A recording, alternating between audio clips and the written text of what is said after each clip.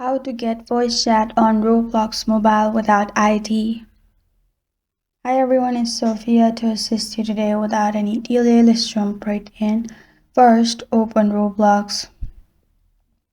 Simply click on three dots located at bottom right corner of your screen. After you've clicked on three dots at the bottom right, you'll find this kind of screen pop up. Simply scroll down and then click on Settings. You'll find this kind of screen pop up. Click on Account Info. After you've clicked on Info, you'll find this kind of screen pop up. In here, you will need to verify your email address and add phone number and verify it. This is only available in some countries like USA, UK, Canada, and others. This might not work for other countries. Or simply, you'll need to add your ID. And this is how to get voice chat on Roblox Mobile.